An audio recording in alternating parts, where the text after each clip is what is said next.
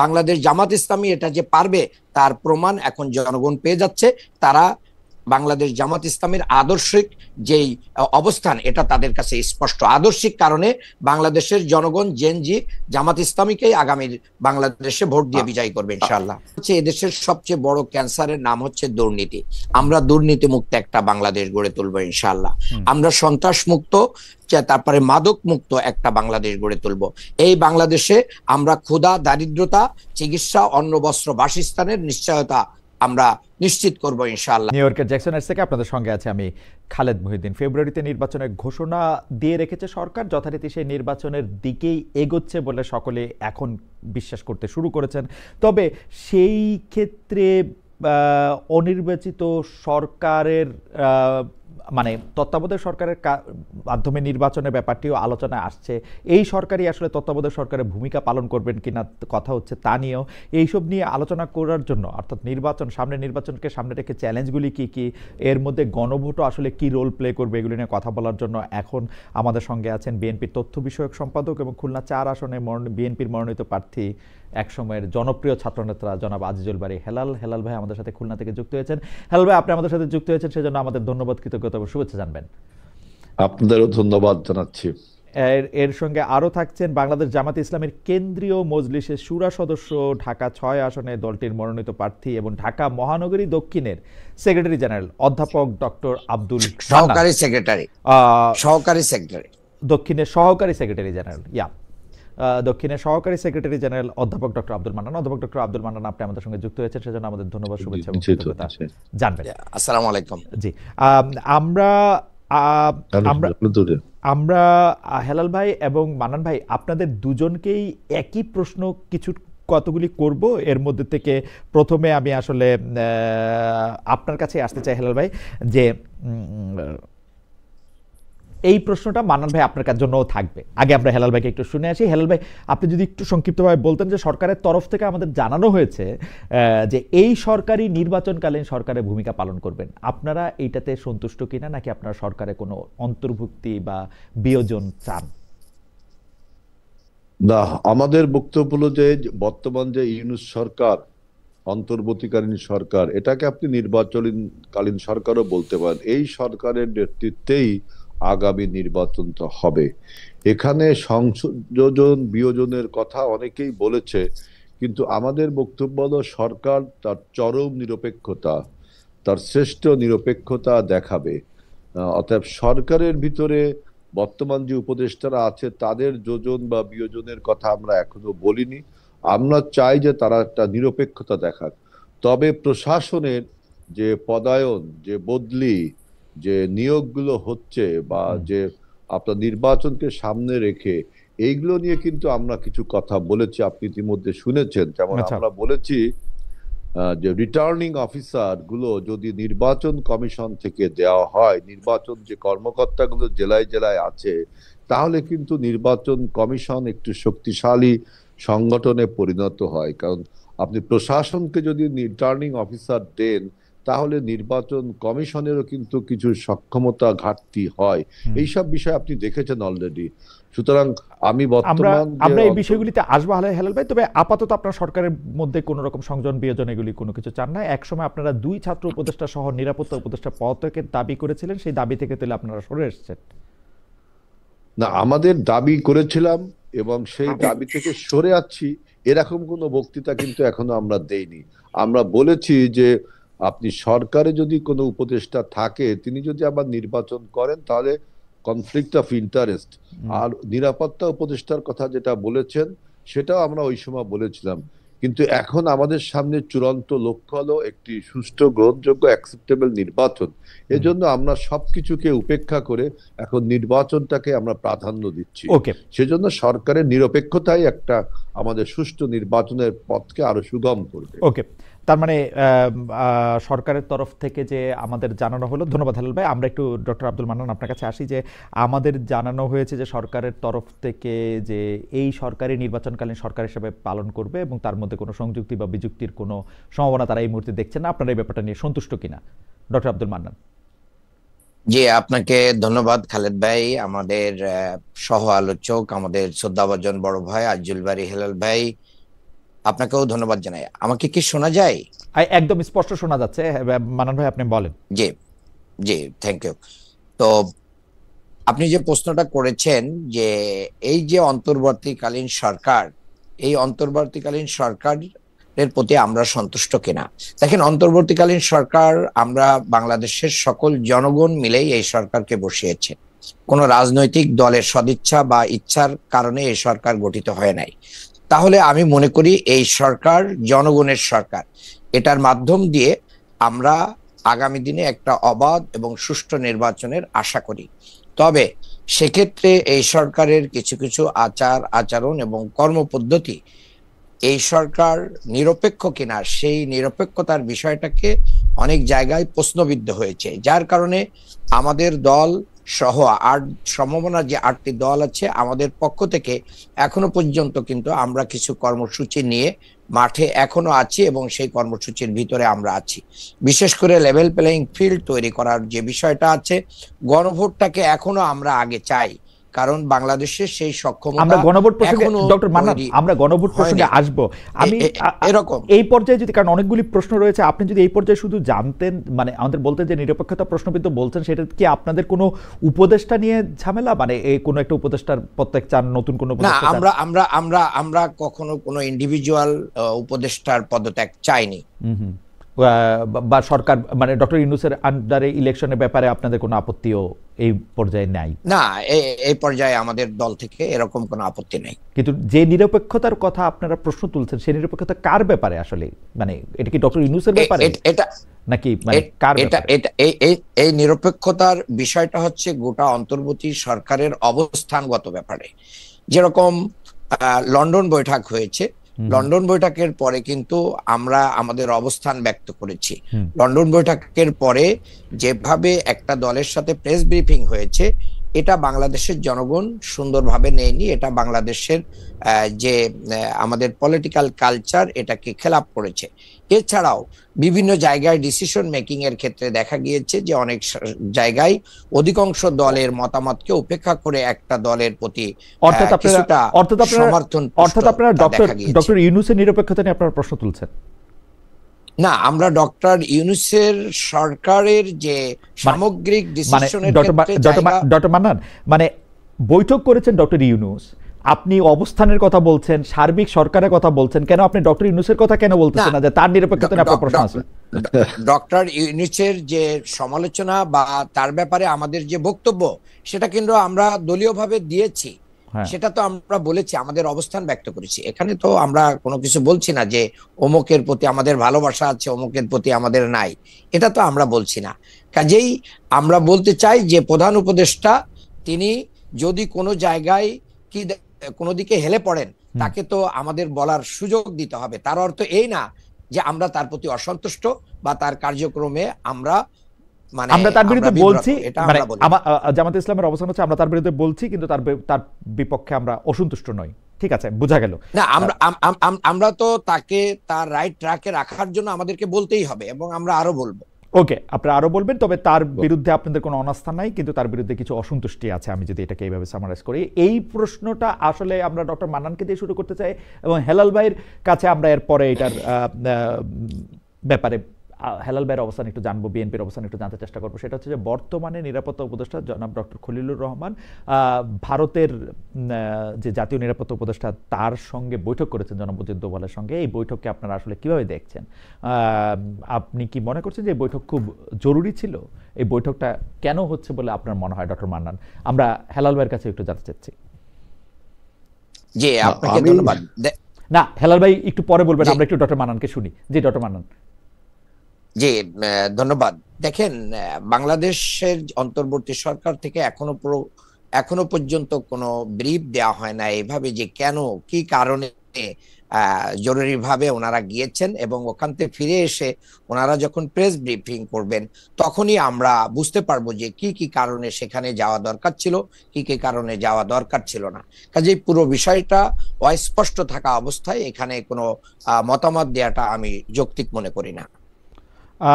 এই ব্যাপারে আমি একটু জনাব আজিজুল বারী হেলাল আপনার কাছ থেকে জানতে চাইবো যে আপনি বিষয়টাকে কিভাবে দেখছেন, যে বাংলাদেশের জাতীয় নিরাপত্তা উপদেষ্টা ভারতের জাতীয় নিরাপত্তা উপদেষ্টার সঙ্গে বৈঠক করতে দিল্লি গিয়েছেন, এবং সেই ক্ষেত্রে কি বিষয়গুলি নিয়ে আলোচনা হতে পারে বা কি নিয়ে আলোচনা হচ্ছে তা আপনি কি মনে করেন?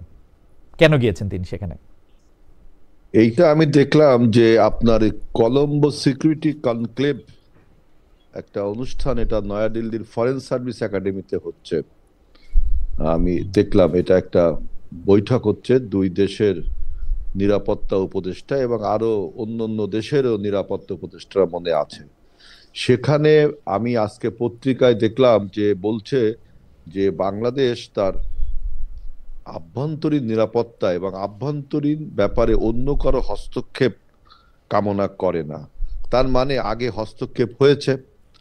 সুতরাং এই বিষয়টা আমাদের নিরাপত্তা উপদেষ্টা যেটা বলেছে, এটা আমি তার সাথে একমত হই যে আমাদের আভ্যন্তরীণ বিষয়ে, আমাদের রাজনীতির বিষয়ে, আমাদের নিরাপত্তা বিষয়ে আমাদের বক্তব্যটাই আর কি প্রধান হয়ে উঠবে। আমরাই আমাদের নিরাপত্তার কথা বলবো। এজন্য আমাদের দেখবেন যে পররাষ্ট্র নীতিতে আমরা একটা কথা বলেছি যে সবার আগে বাংলাদেশ, অর্থাৎ ওই যে friends to all malice two নান, এই নীতির থেকে কিন্তু বিএনপি যে পরিবর্তন ঘটাবে সবার আগে বাংলাদেশ, তারই একটা প্রতিধ্বনি যদি মনে হয় আজকের এই বক্তব্যটাকে।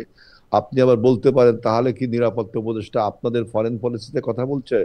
আমি ব্যক্তিগতভাবে মনে করি তিনি আজকে যে কথাটা বলেছেন, এটা তো একটু মনে করার কারণই আছে যে হঠাৎ করে ডক্টর খলিলুর রহমান বিএনপির অনেক প্রিয় হয়ে উঠেছেন, যে ডক্টর খলিলুর রহমানের না আমাদের প্রিয় হয়ে, আমি তো এই জন্যই বলছি খালিদ ভাই যে আপনি এটা বলবেন আমি জানি যে উনি, আমি পত্রিকার হেডলাইন দেখে বলছি। কারণ খেয়াল করেন হেলাল ভাই, এই ডক্টর খলিলুর রহমানকে উপদেষ্টা পরিষদে থাকতেই দেওয়া হবে না। এখন হচ্ছে ডক্টর খলিলুর রহমান হচ্ছে বিএনপির সবচেয়ে প্রিয় উপদেষ্টাদের একজন।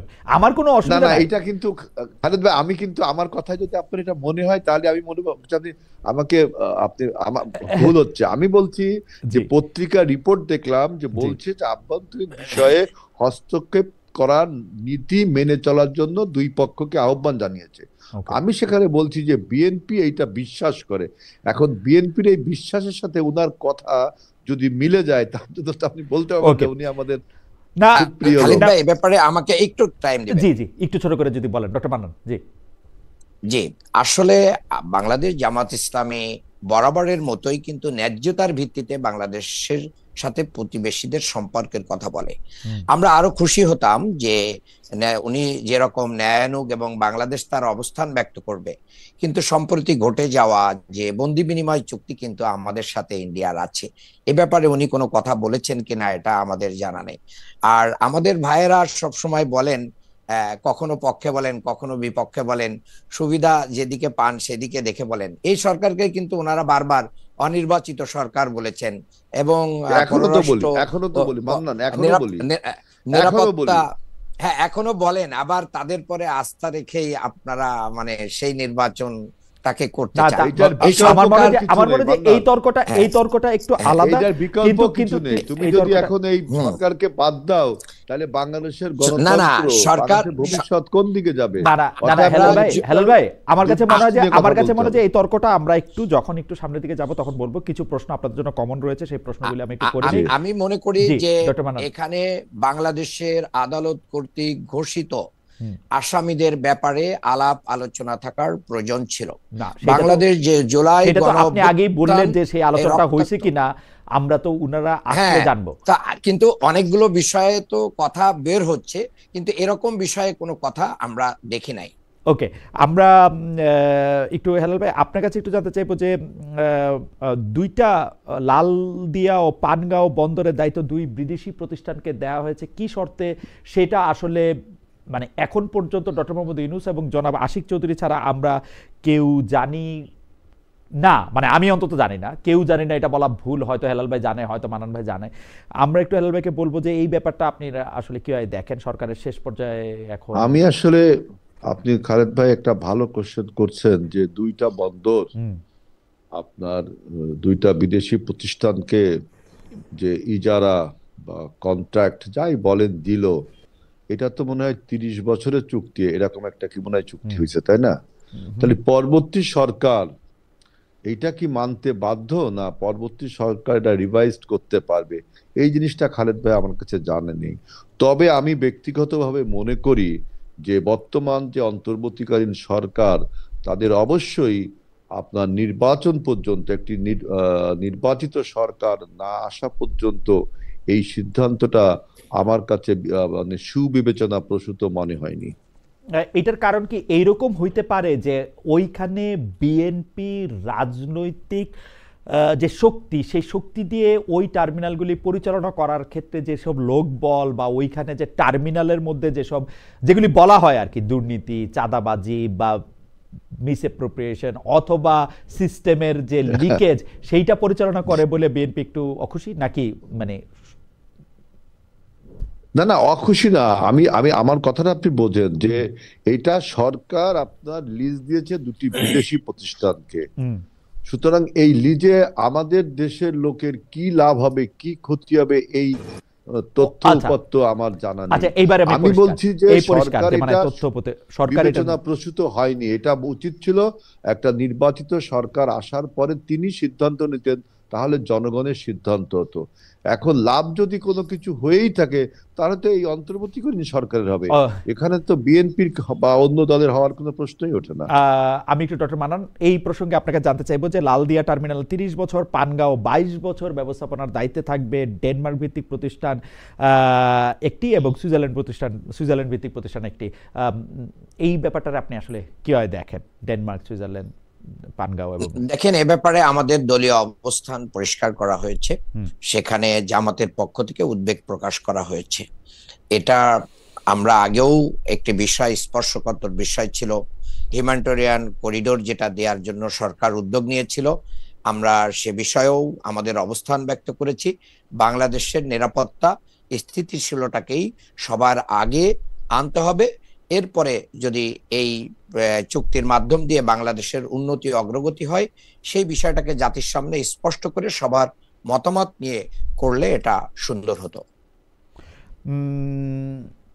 সবার মতামত নিয়ে এটা করলে এটা সুন্দর হতো, তার মানে যে এই সরকার আসলে আমরা উদ্বেগের কথা কিন্তু জানিয়েছি, আমাদের দলীয়ভাবে মনে করেন যে উদ্বেগ জানানো হয়েছে। মানে আপনার কাছেই জানতে চাইতেছি যে দলীয়ভাবে আপনার উদ্বেগের কথা জানিয়েছেন, আপনার কাছে কি মনে হয় হেলাল ভাই সরাসরি বললেন যে এই কাজটা আসলে এই সরকার না করা উচিত হতো, আপনারাও কি সেরকমই মনে করেন কিনা যে একটা নির্বাচিত সরকার? সেরকম মনে করার কারণেই এই উদ্বেগটা জানানো হচ্ছে, না হলে তো আমরা বলতাম যে না, ঠিকই করেছে। ওকে, এই প্রশ্নটাও আমি একটু ডক্টর মান্নান আপনাকে দিয়ে আমি একটু খালেদ ভাই আমি একটু কথা বলি। দেখেন, হেলাল ভাই, আমরা যারা রাজনীতি করি, আমরা যদি শুধু উদ্বেগই প্রকাশ করি, আমরা একটা সমস্যার কথা বলি, যদি সলিউশন না দেন তাহলে আমি দেশটা চালাবেন কি করে? আমরা দুটো বন্দর আপনার ইজারা বা লিজ দেওয়া হলো, আমরা কিন্তু বললাম যে এটা সরকারের উচিত হয়নি, আমাদের রাজনৈতিক সরকার দেয়া উচিত ছিল। আর এইটা এবং কিভাবে এই বন্দরগুলো চালানো উচিত এর একটা সমাধান দেওয়া উচিত। আপনি শুধু উদ্বেগ প্রকাশ করবেন, সুপারফিশিয়াল কথা বলবেন, তাইলে কিন্তু আপনি সরকার চালানোর যে অভিজ্ঞতা যে মানে আপনাদের যে নেই, তার কিন্তু একটা বড় প্রমাণ হয়ে যাবে। সুতরাং আগামীতে সরকারটা আমাদের চালাতে হবে। আমরা বলেছি যে জাতীয় সরকারের কথা, অর্থাৎ সরকারে যে আপনারা থাকবেন না তাও কিন্তু না। সুতরাং কথা যদি আপনি সুপারফিশিয়াল বলে যান যে উদ্বেগ প্রকাশ করছি, আমার মনে খালেদ ভাই আমি একটু বলি, সেটা হচ্ছে যে আমাদের উদ্বেগের ভাষা তো পলিটিক্যাল ল্যাঙ্গুয়েজ, এটাকে তো বুঝতে হবে। উদ্বেগ কখন প্রকাশ করে? যখন মানুষ সেটা অ্যাকসেপ্ট করে না, এটা অ্যাকসেপ্ট করতে চায় না। আর আমরা বলেছি সকল রাজনৈতিক দলকে সাথে নিয়ে আলাপ আলোচনার মাধ্যম দিয়ে প্রধান উপদেষ্টা এটা করতে পারতেন, এটা টেবিলে আনতে পারতেন, এই টেবিলে আনার মাধ্যমে এটা করতে পারতেন। কিন্তু ডক্টর মান্নান, জামায়াতের এই প্রতিবাদটাকে একটু সফট মনে হয়েছে কিনা, মানে মনে হয়েছে কিনা যে না, মানে কারণ অন্য ক্ষেত্রে যেমন জামাত দৃঢ়ভাবে একটা প্রতিবাদ করে অন্য কোনো অন্যায়ের ক্ষেত্রে, এইটাকে আমি আসলে আপনাদের যেটা আনুষ্ঠানিক প্রতিবাদ সেটা একটু দেখতেছিলাম, সেটা একটু সফট মনে হয় কিনা? মানে ডক্টর মান্নান, আমার কাছে মনে হয় যে জামায়াত যেটা খারাপ মনে করে সেটার ব্যাপারে কিন্তু আসলে সে দৃঢ় অবস্থান নেয়, আর যেটার ব্যাপারে সে একটু মানে you know better than me actually, আমি শিওর যে আপনি না আসলে আচ্ছা খালেদ বিএনপি ভাই, কে কোনো কর্মসূচি আমি- দিয়েছে? না না কর্মসূচির খালেদ প্রসঙ্গে ভাই, আমি আসতেছি না। তোমরা বিএনপি একটা- না না এখন তো বিএনপি তো জামাত বিএনপি স্টান্ট কি? দলে পরিণত একটা হয়েছে, দুইজন বুঝছেন? দুজন খালেদ ভাই আমি একটু মান্নান বলি, জামাত আসলে এখন একটা রিফর্মিস্ট দলে পরিণত হয়েছে, এই জন্য আর কি কথাগুলো এখনো ক্লিয়ার না না না না না না কিন্তু কেন কিন্তু clear? কিন্তু কিন্তু আমাদের হেলাল ভাই অবস্থান হেলাল ভাই clear, জামাতকে আমাদের অবস্থান- জামাতকে গালি দেওয়া যত সহজ রিফর্মিস্ট বা অন্য ফরমিস্ট বইলে না, আমি তো গালি দিই, প্রত্যেকটা- reformist তো ভালো জিনিস। আচ্ছা গালিটা ভালো ভালো এই যত খালিদ বলা ভাই, রিফর্মিস্ট যত বলা রিফর্মিস্ট সম্ভব ভালো, একজন রিফর্মার কত মানে ভাইরা এই সংস্কারক, রিফর্মটা কত ভালো মেনে নিতে জিনিস। কিন্তু পারছে না, কিন্তু কষ্ট বিএনপি তো হচ্ছে। এটা কিন্তু বিএনপি অনেক তো কষ্ট হচ্ছে ভাইদের। আচ্ছা ঠিক আছে, না, না, আমি বস আমি তো অন্য না, প্রসঙ্গে আমরা আসি, তো খুশি। আমি আরেকটা প্রসঙ্গে আসি, এটা খুবই ভালো যে এই একটু গণভোট প্রসঙ্গে একটু কথা বলি, যে গণভোটে ফেব্রুয়ারিতে জাতীয় নির্বাচনের দিন গণভোট হবে। আমি একটু ডক্টর আব্দুল মান্নান আপনাকে জানতে চাই এই নিয়ে দলের কোনো প্রচারণা থাকবে কিনা, থাকলে হ্যাঁ কি না, কোন দিকে ভোট দিতে বলবেন দলীয় কর্মী সমর্থক সহ সারা দেশের ভোটারদের। ডক্টর আব্দুল মান্নান। এটা তো সুস্পষ্ট, আমার মনে হয় আমাদেরকে এই প্রশ্ন করাই অবান্তর যে আমরা কিসের পক্ষে নিব। আমাদের এতদিনের কর্মকাণ্ডই জাতির সামনে স্পষ্ট হয়েছে যে আমরা কি হার পক্ষে থাকবো, আমরা এই সংস্কারের পক্ষে। এই সংস্কারের জন্যই আমরা সবচেয়ে বেশি আন্দোলন করেছি। Okay. যারা এই 5ই আগস্টের পরে 7 তারিখে নির্বাচন চেয়েছে, যেনতেন ভাবে নির্বাচন চেয়েছে, ইন্ডিয়া নির্বাচন চেয়েছে, আওয়ামী লীগ নির্বাচন চেয়েছে, অন্যরাও নির্বাচন চেয়েছে রিফর্ম ছাড়া, তারাই বরঞ্চ এটাকে বাধাগ্রস্ত। ইতিমধ্যে আমাদের বন্ধুরা অনেকে রিফর্মটা যেভাবে সেট করা হয়েছে, গরম করে ফেলেছে। রিফর্মটা যেভাবে সেট করা হয়েছে, হ্যাঁ আমরা ওইটা বুঝতে পারতেছি, এটা জামায়াত একটু খুশি হয়েছে গণভোটটায়, কিন্তু আমরা খুশি হচ্ছে না ভোট, কিন্তু ইতিমধ্যে আমাদের ভাইরা প্রচারণা না ভাইদের প্রচারণা বাদ দিলাম, মানে রিফর্মটা যেরকম 4টা ইয়ার একটা প্যাকেজে আসছে, সেই প্যাকেজটা আপনারা ঠিক মনে করতেছেন, মানে ইটস ওকে? প্যাকেজ তো এখন যেভাবে আসছে এই প্যাকেজটাকে আমরা আরো কিছু যদি এই প্যাকেজের ভিতরে ঢুকাই দেওয়া যেত তাহলে রিফর্মটা আরেকটু সুন্দর হতো। ওকে ওকে পরিষ্কার। জাতীয় নির্বাচনের দিন গণভোট হবে, আপনারা সেরকমই চাইছিলেন হেলাল ভাই, এই নিয়ে দলীয় প্রচারণা থাকবে কিনা, আপনারা হা নাকি না, কোন দিকে ভোট দিতে বলবেন দলীয় কর্মী সমর্থক সহ দেশের ভোটারদের? যে আমি প্রথমে একটা কথা বলতে চাই যে জাতীয় নির্বাচন গণভোট একদিনে হবে, এটা আমরা চাইছিলাম, এটা ঠিক, কিন্তু আমরা চাইছিলাম এই জন্য সরকার করছে, এই কথাটা কিন্তু ভুল। আমাদের সাথে আরো রাজনৈতিক দলও চাইছিল। এটা কাকতালীয়, তাই না? না না, আমি বলছি যে পলিটিক্যাল মেসেজটা দেখেন, আমরা একারা চাই, আরো রাজনৈতিক দলও চাইছিল। শুধুমাত্র জামাত এবং 5 দল, মানে জামাতের নেতৃত্বে যে 5টা দল, এবং এনসিপিও কিন্তু চাইছিল। 5টা না 8টা, ভাই একটু ভুল বলছেন। আচ্ছা 8টা ধরলাম, 10টা, কিন্তু মেজরিটি দল চাইছিল যে মেজরিটি মানে সংখ্যা, মানে ইন টার্মস অফ নাম্বার, এটা ঠিক। আপনার সবাই চাইছিল যে একদিনে যেন নির্বাচনটা হয়, এবং তার কারণ হিসাবেও বলছিল যে ভোটের টার্ন ইন কত হবে, টার্ন আউট কত হবে, তারপরে আপনার সাশ্রয়, এইসব কারণ বলা হয়েছিল।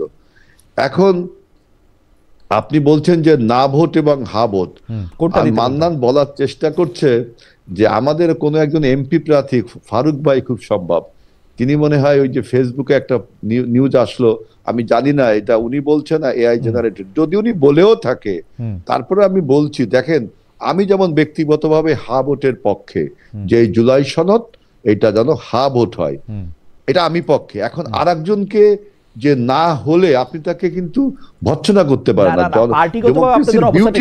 পার্টিগতভাবে আপনাদের অবস্থানটা কি? আমরা হেলাল ভাইকে একটু জানতে চাই যে আপনারা ক্যাম্পেইন করতে জুলাই সনদটা, আপনি দেখেন জুলাই সনদটা এই যে লেখা সরলীকরণের ক্ষেত্রে এবং এই যে লেখার ক্ষেত্রে বিএনপির কত বড় অবদান, আমরা কত একাডেমিক বক্তব্য দিয়ে জুলাই সনদটাকে ঠিক করেছি, আমরা সবাই স্বাক্ষর করেছি। মান্নানদের দল তো বলেছিল স্বাক্ষর করবে না, তারাও স্বাক্ষর করেছে। অর্থাৎ এই সনদ হা ভোটে জয়যুক্ত করার জন্য তো আমাদের এই দলের এত তোড়জোড়। সুতরাং কেউ যদি বলে যে না ভোট দিতে হবে, এটা তো বিএনপির বক্তব্য ধরে নিতে পারে না। কিন্তু হেলাল ভাই জামায়াতে ইসলামীর পক্ষ থেকে স্পষ্টভাবে মান্নান ভাই এটা বলতে পারলেন যে আমরা তো হায়ের পক্ষেই থাকবো, কারণ এটা পুরোটাই আমি তো বললাম আমি হায়ের পক্ষে, আমি তো আপনি ব্যক্তিগতভাবে বলছেন হেলাল ভাই, আমি যতদূর মনে করতে পারি আমি দলীয়ভাবেও বলছি। দলীয়ভাবে কি বিএনপি এটা বলছে যে এটা হা ভোট দিতে? বিএনপি দলীয়ভাবে বলছে কিনা, অর্থাৎ জনাব তারেক রহমান বলছে কিনা যে আপনারা হা ভোট দেন? না না, শুনেন, আমরা এই জুলাই সনদটা তৈরি করার ক্ষেত্রে আমাদের অবদানটা আপনি দেখেন, অর্থাৎ আমরা তো হায়ের পক্ষেই থাকবো, দলের স্ট্যান্ডও হায়ের পক্ষে। আমাদের একজন নেতা হয়তো কিছু বলেছে, এটা আমি বলছি ডেমোক্রেসির বিউটি, কিন্তু দলীয়ভাবে আমি মনে করি যে আমাদের দল এই জুলাই সনদে হায়ের পক্ষে, এবং গণভোট অনুষ্ঠানে যাতে মানুষ হায়ের পক্ষে ভোট দেয় সেই জন্য আমরা হেলাল ভাই, আমি আপনাকে বলি, আপনার বুদ্ধি, অভিজ্ঞতা, রাজনৈতিক কর্মকাণ্ড সবই আমার থেকে অনেক অনেক অনেক গুণ বেশি। রাজনৈতিক কর্মকাণ্ড তো আমার জিরো, বুদ্ধি অভিজ্ঞতা আপনার অনেকখানি বেশি। আপনি শুধু আমাকে এইটা বলেন যে একটা জাতির উদ্দেশ্যে ভাষণ দিয়ে সরকারের প্রধান উপদেষ্টা এই গণভোটের মধ্যে কোন প্রশ্নগুলি থাকবে, কিভাবে হবে সেটা সে বলছে। আমরা কি বিএনপির শীর্ষ নেতৃবৃন্দের মাধ্যমে এটা শুনছি যে আপনারা গণভোটে সবাই হ্যাঁ ভোট দেন? দেখেন খালেদ ভাই, আমি একটা কথা বলি, গণভোটের অনেকগুলো কোশ্চেন ছিল, সেটাকে সরলীকরণ করে একটা প্রশ্নে আনসার 4টা সাবসেকশন আছে। এই 4টা সাবসেকশনের মধ্যে আমি দেখলাম যে 3 নম্বর যে সেকশনটা, সেখানে বলা হচ্ছে যে যে সমস্ত বিষয়ে আমরা ঐক্যমত, 30টা বিষয়ে আমরা ঐক্যমত, এইগুলো আপনার অটোমেটিক্যালি আপনার পাশ হয়ে যাবে। আর যেসব বিষয়ে আমাদের মৌলিক সংস্কারের করতে হবে, রাজনৈতিক দলগুলো নোট অফ ডিসেন্ট দিয়েছে, সেগুলো আমাদের রাজনৈতিক কর্মসূচিতে, নির্বাচনী কর্মসূচি থাকবে, যে দল সরকার গঠন করবে সেটা পাশ করবে। সুতরাং এই 4টা সাবসেকশনের অনেক ধোঁয়াশা আছে, কিন্তু তারপরও গণভোটটা হচ্ছে কেন, এটা কিন্তু আপনাকে আগে বুঝতে হবে। গণভোটটা হচ্ছে কি জুলাই সনদ বাস্তবায়নের জন্য, না জুলাই সনদ যাতে বাস্তবায়ন হয় এই জন্য কারো প্রতি কারো বিশ্বাস ছিল না, বিশ্বাস অবিশ্বাস থেকে গণভোট হচ্ছে। সুতরাং আমরা এই গণভোটের পক্ষে, আমরা স্পষ্ট করে বলছি জনগণকে যে আপনারা গণভোটের পক্ষে আমাদের অবস্থান, কারণ একজন আরেকজনকে বিশ্বাস করে। গণভোটের পক্ষে যে আপনারা অবস্থান নিয়েছেন সেটা প্রায় 2-3 মাসের পুরনো কথা। আমি যেটা জানতে চাইতেছিলাম যে গণভোটের পক্ষে মানে কোথায়, মানে আপনারা তো রাজনৈতিক নেতা, আপনারা তো দল সাধারণ মানুষকে পথ প্রদর্শন করবেন, আমরা হ্যাঁ ভোট দিব না ভোট দিব সেইটা বলতে আপনারা বলবেন কিনা বা কি বলতেছেন সেইটাই শুধু জানতে চাই। এটা আমরা জনাব আজিজুল বারী হায়লালের কথা শুনলাম যে তিনি বলতেছেন যে আমি হ্যাঁ ভোট দিতে চাই বা হ্যাঁ ভোট দিতে বলবো, কিন্তু বিএনপি কি বলবে সেইটাও আমাদের একটু জানা দরকার না? আপনাকে তো বললাম যে 4টা সাবসেকশন, এটা কিন্তু জনগণ এখনো এই বিষয়টা অত উপলব্ধি করে উঠতে পারেনি। আমরা জনগণকে বুঝাইতে হবে আমাদের, এবং সরকারেরও উচিত যে এই জিনিসগুলো ইন ডিটেলস বলা, এবং বিএনপি দেখবেন যে আমরা জিনিসগুলো আরো মানুষের কাছে সহজবোধ্য করে তুলবো, এবং তখনই আমাদের পার্টির থেকে অফিসিয়ালি হয়তো এই বক্তব্য। জি মানান ভাই বলেন। যে হেলবে আপনাকে ধন্যবাদ। মানান ভাই অল্প করে যদি বলেন, আমাদের অনেক প্রশ্ন আছে আসলে। আমরা কিন্তু ইসিতে যেও আমাদের দলীয় অবস্থান ব্যক্ত করা হয়েছে, গণভোটের পক্ষে ইসির প্রচারণা লক্ষ্য করা যাচ্ছে না। কাজেই একই দিনে ভোট হলে তো এ ব্যাপারে ইসিকে অবশ্যই কার্যক্রম পরিচালনা করতে হবে, এ ব্যাপারে জনগণকে সচেতন করতে হবে, টেলিভিশন সহ সোশ্যাল মিডিয়াতে এগুলোকে মানুষের সামনে আনতে হবে। আর বিএনপি আসলে দলীয়ভাবে এটার প্রচারণা চালাবে কিনা হ্যাঁ ভোটের পক্ষে, এই বিষয়টা কিন্তু হেলাল ভাই ক্লিয়ার করেন। জামাতে মান্নান তোমরা কি চালাচ্ছ? আমরা চালাচ্ছি তো, আমরা আছি, বিশ্বাস করে। আমার কাছে মনে হয় আমরা অন্য একটা প্রসঙ্গে এখন যাই। আমরা অন্য একটা দল কি করবে না করবে সেটা নিশ্চয়ই আমরা দেখতে পারবো, আমরা একটু দেখতে পারবো, যে কারণ ইলেকশন সামনে আসলে আরো অনেকগুলি বিষয় আমাদের পরিষ্কার হয়ে যাবে। আমরা একটি প্রশ্ন এখন মানান ভাইকে দিয়ে শুরু করতে চাই যে মানান ভাই, শেখ হাসিনা বিরুদ্ধে রায়ের দিন 32 নম্বরে যারা গিয়েছিল তাদের প্রতি আপনাদের সমর্থন আছে, নাকি পুলিশ সেনা সদস্যরা অনেকটা বল প্রয়োগ করে যে তাদের ঠেকিয়ে দিল তাদের প্রতি আপনার সমর্থন? এই বিষয়ে দলীয় অবস্থান কি মানান ভাই যদি একটু বলতেন। দেখেন, আমাদের মানে অবস্থান সব সময় দেশের আইন এবং দেশের শৃঙ্খলা এটার পক্ষে, এবং আমরা মনে করি যে দেশে যেহেতু একটা স্থিতিশীল অবস্থা আছে, সেই স্থিতিশীল অবস্থাকে আমাদেরকে কন্টিনিউ করতে হবে। এখানে আমরা আইন শৃঙ্খলার ব্যাপারে আমাদের যেরকম সবার সহযোগিতা প্রয়োজন, আবার জুলাই গণ অভ্যুত্থান পরবর্তী ছাত্র জনতার স্পিরিটকে আইন শৃঙ্খলা বাহিনী ধরতে না পারা, বুঝতে না পারা, তাদের পরে যে স্টিম রোলার চালানো এবং ফোনে সুস্পষ্টভাবে বলা এরা শিবির, এদেরকে শায়েস্তা করতে হবে, এই যে আরো ফোর্স দেন, এই জাতীয় অবস্থান প্রশাসনের আমরা এটা অ্যালাউ করি না, আমরা এটা সমর্থন করি না। বরং এই জায়গায় এসে প্রশাসন, জনগণ এবং জুলাই স্পিরিটের অবস্থান গ্রহণ করেছে বলে আমাদের কাছে প্রতীয়মান হয়েছে। উত্তরটা যদি একটু পরিষ্কার করতেন, মানে 32 নম্বর যারা গেছিল তাদের আপনারা সমর্থন করেন? শোনেন, 32 নম্বর জনগণের স্পিরিট, জনগণের যে আকাঙ্ক্ষা, এটাকে আমি কিন্তু একটা দলীয় অবস্থান দিয়ে আমরা দমিয়ে রাখতে পারবো না। আমি জনগণের এই আকাঙ্ক্ষাকে আমি আপনার অবস্থানে জানতে চাইতেছি যে জামাত ইসলামী কি ওটা সমর্থন করে, ওটা ভাঙতে যাওয়াটা? জামাত ইসলামী কোনো কর্মসূচি ঘোষণা করে দলীয়ভাবে সিদ্ধান্ত নিয়ে এরকম কোনো কর্মকাণ্ড পরিচালনা করে না। যারা গেছিল তাদের সমর্থন করেন কিনা? যারা গেছিল তাদের সমর্থন করেন কিনা? যারা গেছিল তাদের সমর্থন করেন কিনা?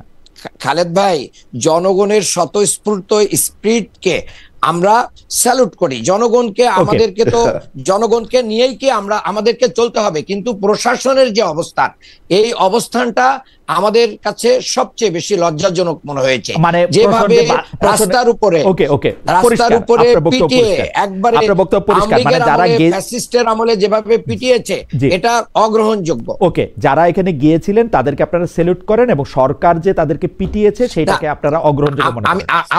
আমার মনে হয় যে আমার কথাটাকে একটু ভুল ব্যাখ্যা করা হচ্ছে। ঠিক করে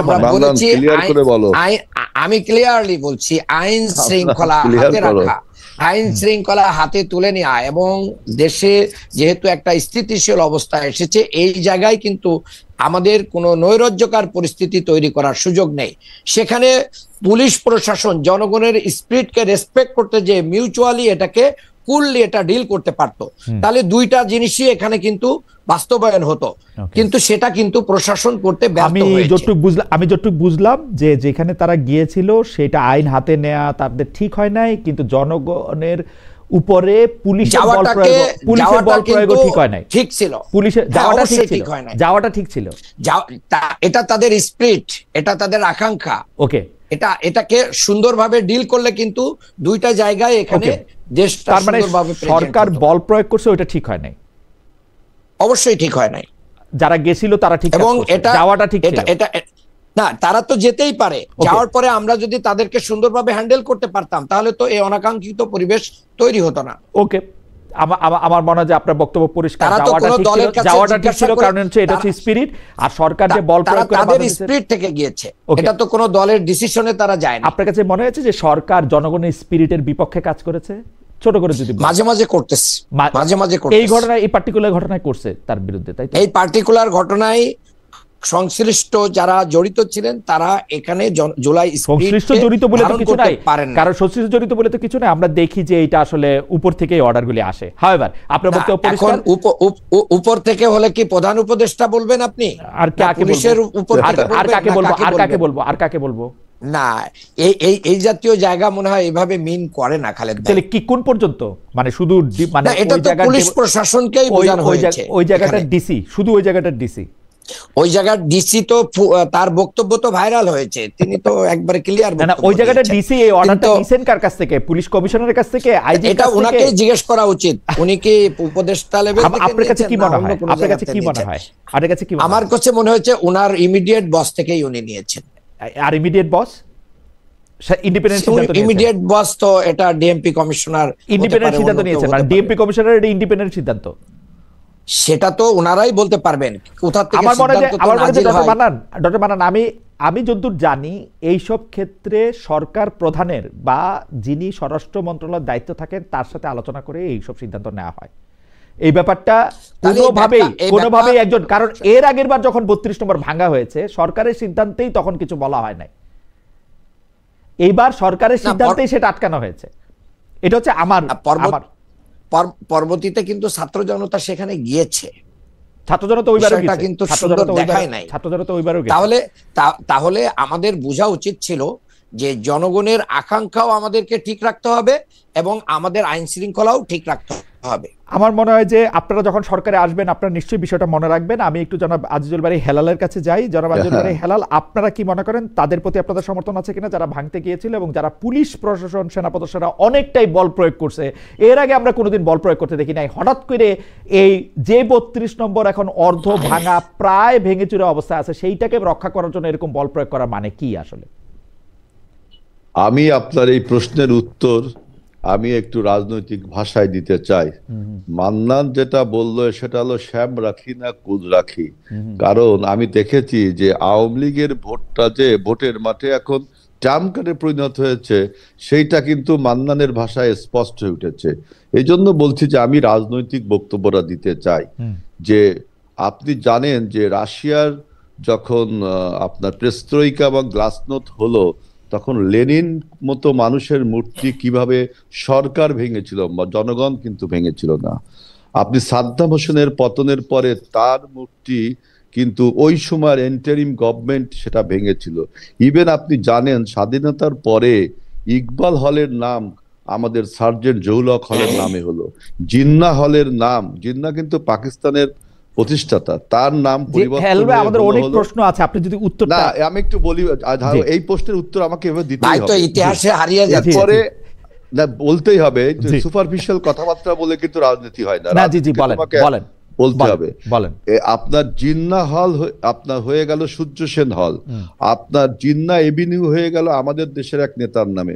সুতরাং আপনি যদি এই আওয়ামী লীগকে ফ্যাসিবাদ মনে করেন এবং আওয়ামী লীগ যে সমস্ত প্রতীক নিয়ে ফ্যাসিবাদ তৈরি করেছিল, সে ফ্যাসিবাদের সমস্ত প্রতীক এটা থাকবে কি থাকবে না সরকারকে কিন্তু সিদ্ধান্ত নিতে হবে। এটা আপনি ঢাক ঢাক গুড় গুড় করে রাজনৈতিক দলের উপর চাপিয়ে দিয়ে আবার রাজনৈতিক দলগুলো ওই যে বললাম যে ভোটের মাঠে ট্রাম্প কার্ড হিসেবে ব্যবহার করার জন্য মান্নানের মতো আপনি শাম রাখি না কুল রাখি তা বললে হবে না। আমি এই জন্য ইতিহাস থেকে উদাহরণগুলো দিলাম। সুতরাং বর্তমান যে আমি একটা বিনীত প্রশ্ন করতে পারি? অবশ্যই অবশ্যই। আপনি কারে রাখলেন, শ্যামরে রাখলেন না কুলরে রাখলেন? আমি তো এটা বুঝলাম। আমি তো বললাম যে আপনি যদি শেখ মুজিবের এই সমস্ত স্মৃতিকে এইগুলোকে যদি আপনি মনে করেন যে ফ্যাসিবাদের প্রতীক এবং এখান থেকে ফ্যাসিবাদের উৎপত্তি হয়েছে, তাহলে কি ফ্যাসিবাদের এই প্রতীকগুলো থাকা উচিত? অবশ্যই উচিত না। তাহলে সরকারের সেটা সিদ্ধান্ত নিতে হবে। কেন জনগণকে সরকারের সিদ্ধান্ত ঠিক আছে, রাজনৈতিক দল হিসেবে আপনার সিদ্ধান্ত কি সেটা আপনি বলেন। যেমন মান্নান ভাই, আমি যেটা বুঝলাম যে মান্নান সাহেব এটা স্পষ্ট বলতে পারলেন যে তিনি মনে করেন যে এটা জনগণের স্পিরিট, জনগণের এখানে যাওয়াটা ঠিক আছে, পুলিশের বল প্রয়োগ করাটা ঠিক নাই, এটা একটা এমিকেবল সলিউশনের মাধ্যমে তাদের বুঝায় শোনায় ফেরত দেওয়া দরকার ছিল। উনি যে জনগণের কথা বললেন, এই দেশে বিএনপি, আওয়ামী লীগ, জামাত, জাতীয় পার্টির যে পার্সেন্টেজ ভোটের বা সমর্থনের পার্সেন্টেজ, সেখান থেকে আপনি টোটাল জনগণকে রিপ্রেজেন্ট করছেন তা না। এটা এমন একটা বিষয় যে আপনি আগে মনে করতে হবে যে শেখ মুজিবের যে রেলিক গুলো আছে, যে স্মৃতিচিহ্ন গুলো আছে, এইগুলোর উপরে ভর করে দাঁড়িয়ে যে ফ্যাসিবাদের কায়েম হয়েছে। সুতরাং যদি এটা মনে করেন, সরকার মনে করে, রাজনৈতিক দলগুলো তো মনে করেছে বিধায় 24-এর গণ অভ্যুত্থানটা হলো। এখন এইটাকে আপনার 24-এর গণ অভ্যুত্থান একজন শাসকের উপর, একজন অন্যায়কারীর উপর 15 বছর ধরে ভোট চোরের উপর হয়েছে। না না, এইটা কিন্তু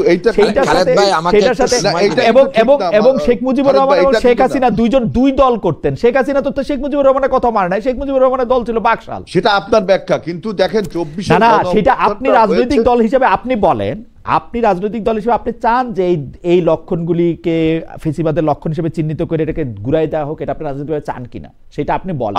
আমি বলছি যে আপনাকে আগে ঠিক করতে হবে, যে এই যে খালেদ ভাই আমাকে আপনি বলবেন, ডক্টর মান্নান বলবেন, ফ্যাসিস্টের কোন ফ্যাসিস্টের স্মৃতিচিহ্ন হিসাবে আপনি বিবেচনা করেন কিনা? বিএনপি কি মনে করে? বিএনপি কি? না শুনেন, 24-এর গণ অভ্যুত্থানের পক্ষে 24-এর গণ অভ্যুত্থান শেখ হাসিনার এগেইনস্টে হইছে, এই সব চিহ্নের এগেইনস্টে শেখ হাসিনার এগেইনস্টে, এইটা কিন্তু ঠিক না। 24-এর গণ অভ্যুত্থান হইছে আওয়ামী ফ্যাসিবাদের বিরুদ্ধে, আওয়ামী তন্ত্রের বিরুদ্ধে। সেই আওয়ামী তন্ত্রের অগ্রনায়ক ছিল শেখ হাসিনা, ক্যাপ্টেন চৌধুরী। আমার কাছে কিন্তু আমি কিন্তু এটা বিনয়ের সাথে, কারণ শেখ হাসিনা আওয়ামী লীগারদের সম্পর্ক বলতো, তাকে ছাড়া নাকি সব আওয়ামী লীগের লোকজনের কেনা যায়, সেটাও তাদের নিজস্ব ব্যাপার। কিন্তু নিজস্ব ব্যাপার না তো, শেখ হাসিনা আওয়ামী লীগই কই করলো, শেখ হাসিনা কি বললো তার দলকে, এটা তো তাদের আভ্যন্তরীণ ব্যাপার। কিন্তু আমরা জনগণ দেখেছি যে আওয়ামী লীগের নেতৃত্বে শেখ হাসিনা যে তার নেতা ছিলেন, তা সে আওয়ামী একটা দুঃশাসন, আওয়ামী একটা ফ্যাসিবাদ, সেই আওয়ামী ফ্যাসিবাদের যে সমস্ত স্মৃতিচিহ্ন এই যেখান থেকে ফ্যাসিবাদের উৎপত্তি হয়েছে সেইগুলো থাকা উচিত কি উচিত না, এই সিদ্ধান্ত 24-এর গণঅভ্যুত্থানে নেওয়া হয়ে গেছে। এই 24-এর গণঅভ্যুত্থান অনুযায়ী বিএনপি এই সিদ্ধান্ত নিছে যে ঠিক আছে ফ্যাসিবাদের আর কোনো বিএনপি চিহ্ন সারা থাকবে দেশের না। জনগণই 24-এর গণঅভ্যুত্থান বিএনপি একা করেনি, সবাই নিয়েই আমরা জনগণকে নিয়ে করেছি। Okay. 24-এ সেইটা সিদ্ধান্ত আমার মনে হয় যে হেলাল ভাই, আমার মনে হয় যে হেলাল ভাই আপনি নিশ্চয়ই আপনারে শুনতে পাচ্ছেন আপনার কথা আগে পরের, আপনি নিশ্চয়ই এইটা, আমার আর কিছু বলার নাই। আমি একটু ডক্টর মান্নানকে শুনি। ডক্টর মান্নান, এই প্রসঙ্গে আপনি আমি একটু বলতে চাই, এক মিনিট একটু যদি বলেন। দেখেন আসলে হেলাল ভাইকে অনেক সময় দিয়েছেন, ভাই কিন্তু তার অবস্থান ব্যক্ত করতে পারেন নাই আলহামদুলিল্লাহ। আসলে কিভাবে ব্যক্ত করবেন? মির্জা ফখরুল ইসলাম আলমগীর সাহেব ইতিমধ্যে বলেছেন যে আমরা মামলা ক্ষমতায় আসলে উঠাই নেব, যেখানে ফজলুর রহমান সাহেব বলেন যে এই বিচার ঠিক হয় নাই, আমরা আসলে এটা বাতিল করব। আওয়ামী আপনি কিন্তু এটা ঠিক বলতেছেন না যে মির্জা ফখরুল ইসলাম আলমগীর বলেছেন যাদের বিরুদ্ধে মিথ্যা মামলা হয়েছে তিনি আওয়ামী লীগ করলেও তাকে উঠায় নেওয়া হবে। আমি তার বক্তব্য শুনে এটা আমার কাছে মনে হয় মিথ্যা মামলা কি আপনি উঠাবেন না? জামাত ইসলামী কি মিথ্যা মামলা উঠাবে না? এবং শোনেন, এবং উনি আরো বলেছেন ফুলের টোকাও লাগবে না, আপনারা আমাদের সাথে থাকেন। জামাত ইসলামী সবার আগে 24-এর আন্দোলনের পরে জামাত ইসলামী সবার আগে বলছে যে আওয়ামী লীগকে মাফ করে দেওয়া হবে। না, আওয়ামী লীগকে মাফ করে দেওয়া হবে না। আমরা বলেছি অপরাধীদের ব্যাপারে যদি কেউ মানে কি নিতে চায়, আইনগত ব্যবস্থা নিতে চায়। আমিরে জামাতের বক্তব্যকে আপনি মিসকোট করছেন। এখানে উনি ক্লিয়ার বলেছেন আমরা সহযোগিতা করব। আপনি ঠিক কোট করেন, আমিরে জামাত কি বলছে আপনি ঠিক কোট করেন। এই যে এখন তো হেলাল ভাই বলতে পারেন নাই যে ওনারা 32 নম্বর এটা এখানে যাওয়া ঠিক ছিল কি আমিরে জামাত কি বলছেন, আমিরে জামাত কি বলছেন সেটা ঠিক কোটটা করেন। আমার কথাটা শেষ করতে দেন। জি জি, আমার কথাটা শেষ করতে দেন। জি, শেষ করেন। হেলাল ভাই কিন্তু বলতে পারেন নাই যে এখানে যাওয়া ঠিক ছিল কি ছিল না। ক্লিয়ারলি বলছি। দ্বিতীয় নাম্বার কথা হচ্ছে, দেখেন এদেশের মানুষরা মানে সেনানিবাসের ভিতরেও কিন্তু শেখ মুজিবের মূর্তি ভেঙেছে। তারপরে হচ্ছে দোসরদের নিষিদ্ধের কথা কিন্তু ভাইরা ভোট পাওয়ার জন্য আজও পর্যন্ত বলতে পারে নাই। আমরা তো সভা সমাবেশ করে ওপেনলি বলছি যে আওয়ামী দোসরদেরকেও নিষিদ্ধ করতে হবে। কাজেই আওয়ামী লীগের ভোট পাওয়ার জন্য দোসরদের নিষিদ্ধ করতে হবে সেটা তো অন্য কথা। আপনারা জামাত ইসলামের শীর্ষ নেতৃত্ব এইটা বলছেন কিনা যে আপনারা কোন দল নিষিদ্ধ হোক সেই পথে হাঁটতে চান না, বলছেন কিনা এটা মানে বলেন। না, আমরা এই কথা আমরা আওয়ামী লীগের নিষিদ্ধের জন্য আমরাই মাঠে গিয়েছি। বলছেন কিনা তোমরা না বললে আওয়ামী লীগকে মাফ করে দিতে হবে, তোরা মিটিং করলে কিসের মাফ করে দিতে হবে এইগুলো আমরা আচ্ছা ঠিক আছে, বরঞ্চ আমাদের শীর্ষ নেতাদেরকে হত্যা করেছে যারা, তাদের ব্যাপারে আপনারা মানে এত মায়া কান্না করেন কেন? যারা মানে যে নেত্রীকে সেনানিবাস থেকে বাড়ি থেকে বের করে দিয়েছিল, তারপরে জামায়াত ইসলামের নেতারা, আমার মনে হয় যে ডক্টর আব্দুল মান্নান, জামায়াত ইসলামের নেতারা সারা দেশে যে নির্বাচনী প্রচারণা চালাচ্ছেন, আমি একটু বলি ডক্টর মান্নান, জামায়াত ইসলামী সারা দেশে যে প্রচারণা চালাচ্ছেন সেই প্রচারণার মধ্যে আওয়ামী লীগ প্রসঙ্গে তারা কি বলছেন সেটা আমরা একটু আপনার কাছ থেকে শুনবো। আমরা একটু শুনবো। কিন্তু খুব জি একটা কথা খুব ক্লিয়ারলি বলেছেন ভাই যে আমরা আওয়ামী ভোট পাওয়ার জন্য এরকম বক্তব্য, ভাই কিন্তু বলতেই পারেন নাই ওনারা কি চান, এটা ভাই ক্লিয়ার করুন। আমার কাছে মনে হয় যে হেলাল ভাই তো ক্লিয়ার করলেন, উনি ফেসিবাদের সকল লক্ষণ যদি মনে করেন যে সকল লক্ষণ লুটায়া ধুলাই মিশাই দেওয়ার পক্ষে, আমি যেটা বুঝলাম, এবং উনি এটা বললেন হ্যাঁ উনি বললেন যে ফেসিবাদের যে কোনো লক্ষণ, উনি এটা পলিটিক্যালি এটা বলছেন যে যে কোনো লক্ষণ মানে মান্নান আমার কথা বুঝিনি। মান্নান তুমি আগে আমার কথাটা বোঝো। জি জি, আপনি এই কথা বলছেন না হেলাল ভাই যে আপনি ফেসিবাদের সকল লক্ষণ এবং সেইটা আপনি মনে করেন যে আওয়ামী তন্ত্রের বিরুদ্ধে আমরা অবস্থান নিতে হবে, আপনি সেটা বলছেন না? হ্যাঁ আমি সেটা বলছি। মান্নান কিন্তু আমার কথা বোঝেনি, না বুঝে ও কথা বলছে। আপনারা দুজন একই কথা আসলে বলছেন। আমার মনে হয় আপনাদের দুজনের অবস্থানই এক। আপনারা আওয়ামী লীগের সকল নিদর্শনই আসলে মিশে যাক, মিশায় দেওয়া হোক সেটা নাকি? জি আওয়ামী প্রশ্নে আমি আমার কথা মান্নান বুঝিনি। আমরা তো মনে হয় বুঝছে, আমার তো মনে হয় বুঝছে মান্নান ভাই। আচ্ছা একটু পরিষ্কার করার জন্য আমি নেক্সট প্রশ্নটা করি, তাহলে আরো ভালো করে বোঝা যাবে। হেলাল ভাইয়ের কাছ থেকে শুরু করে আমি নেক্সট প্রশ্নটা। তাহলে পাকিস্তানের ইমরান খানের কায়দায় তাদের নিউট্রাল দাঁড়ানো উচিত, সবাই আপনার নিরপেক্ষ ভাবে দাঁড়াবে, আপনার মার্কা যে যা পেয়ে পারবে, তাইলে তাদের দল হয়তো তারা কিছুটা জামাতের ভোট কিছু কাটবে, করতে পারে। তারা কিছুটা জামাতের এনসিপির ভোট কাটবে, আপনারা আরামে নির্বাচিত হবেন।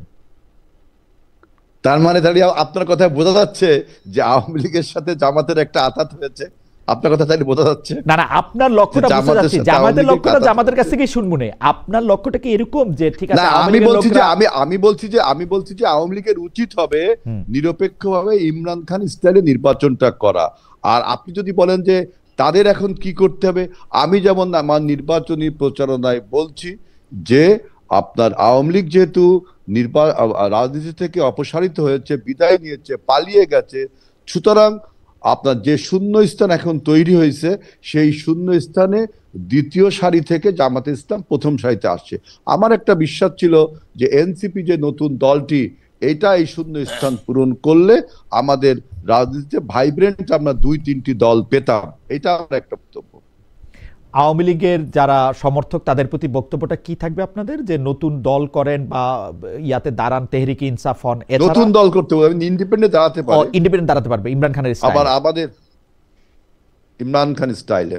আর অথবা আমি যেটা চাইছিলাম, আমি যেটা বলতে পারি যে জামাতে ইসলামী এবং এনসিপি, আমাদের এনসিপি তো নতুন দল, আর জামাতে ইসলামী দ্বিতীয় সারি, বাংলাদেশের প্রধান রাজনৈতিক দল আওয়ামী লীগ, বিএনপি এবং আওয়ামী লীগ, জামাতে ইসলাম এখন প্রধান সারিতে এসছে। এখন যে শূন্য স্থানটা তৈরি হয়েছে আওয়ামী লীগ বিদায়ের ফলে, সেইটা আমার একটা বিশ্বাস ছিল যে এনসিপি নতুন দল সেই জায়গাটা নিতে পারবে। কিন্তু আমরা দেখছি যে তাহলে ভালো হতো, মানে 3টা রাজনৈতিক দল ভাইব্রেন্ট থাকলে গণতন্ত্র ভাইব্রেন্ট থাকতো, আমি সেটা মনে করি। আচ্ছা ঠিক আছে, আপনার বক্তব্য যতটুকু বুঝলাম ওটুকু তো বুঝলামই। ডক্টর আব্দুল মান্নান, এই ব্যাপারে আপনার মন্তব্য আমরা শুনতে চাইবো যে আওয়ামী লীগের জন্য আপনারা কি বলবেন। আমাদের দর্শকরা একটি প্রশ্ন আপনাকে করছেন, আপনিও যদি এটি পুরস্কার করেন, আপনাদের দলের শীর্ষ নেতারা কি এইটা বলেছেন যে, মানে অনেকে বলছেন এটা ভোট পাওয়ার জন্য রোজা আর পূজা একই জিনিস বা পক্ষে? আমার বক্তব্য, আপনি তো ইএস নোর মধ্যে যেতে পারবেন না। ওই যে আপনি জামাত আওয়ামী লীগের দোসর, তো আপনার জাতীয় পার্টি একটা ছিল না, প্রায় 24টি রাজনৈতিক দল 2024 সালের 7ই জানুয়ারি নির্বাচনে অংশগ্রহণ করে, তারা সবাই দোসর, তাদের সবাইকে তাহলে বন্ধ করা উচিত। নির্বাচন বন্ধ করলে রাস্তায় থাকে কে? জামাত এবং 2-1টি দল। তাইলে কি হচ্ছে, আপনি টোটাল সাপোর্টটা নেয়া এবং সরকারের কাছে দাবি দেওয়ার একটা প্রাধান্য আপনি তৈরি করতে চান, তাহলে তো বন্ধ করতে সব রাজনৈতিক দলকে। এখন আমি যে বক্তব্যটা দিচ্ছি সেটা হলো যে জামাত ইসলাম, আমি তৃণমূল পর্যায়ে দেখলাম যে তাদের কর্মী সংগ্রহ অভিযান চলছে। জামাত কিন্তু কখনো ওপেনলি কোনো সম্মেলন, কমিটি এগুলো করে না। আপনি দেখবেন রাত্রে বেলা বসে তাদের একটা মনে হচ্ছে যে ভয় পাবো কেন? খালিদ ভাই, ভয় পাওয়ার কি আছে? জামাত ভাই, আমরা 50 বছরের রাজনৈতিক দল, 4বার ক্ষমতায় এসেছি, 6-7বার নির্বাচন করেছি, ভয় পাবো কেন বলেন? আমরা কি বলতে পারবেন কখনো পিছনের দরজা দিয়ে ক্ষমতা এসেছি? জনগণের ভোটেই ক্ষমতা এসেছি, অতএব ভয় পাওয়ার আমাদের কিছু নেই। পিছনের দরজা দিয়ে ক্ষমতায় আসার প্রসঙ্গটা থেকে আমি একটু এবার আপনাকে চট করে, আপনার লাইনটা একটু ডিস্টার্ব করছে, খুলনাতে হয়তো ওই কি বলে ইন্টারনেটের স্পিডটা ঠিক আছে কিনা আমি ঠিক জানি না, তারপরও আপনাকে আমি চট করে একটু প্রশ্ন করে রাখি যে এনসিপিকে জোটে নেয়ার ব্যাপারে বিএনপির অবস্থান কি? এটা মাঠ পর্যায়ের নেতৃবৃন্দের কাছ থেকে আপনারা কি জানতে পারছেন? একই প্রশ্ন। আমাদের বক্তব্য স্পষ্ট, আমরা কিন্তু আগেই সিদ্ধান্ত নিচ্ছি, জামাত এক্সেপ্ট জামাত, আমরা যে কোনো দলের সাথে জোট করতে আমরা প্রস্তুত রয়েছি। তবে নির্বাচনের পরে জয় পরাজয় যাই হোক, আমরা সবাইকে নিয়ে জাতীয় সরকার, অর্থাৎ এনসিপি কে নেব না এই কথা কিন্তু আমরা বলিনি। জামাত বাদে যে কোনো দলের সাথে আমরা জোট করতে প্রস্তুত রয়েছি। তার মানে আপনারা আগে থেকে এটা বলে রাখছেন এনসিপির যে, মানে ওরা যাই করুক না কেন, ফলাফল নির্বাচনের পরে তারা একটু মন্ত্রিত্ব বা একটু এমপিত্ব পাবে, এরকম ব্যাপারটা না।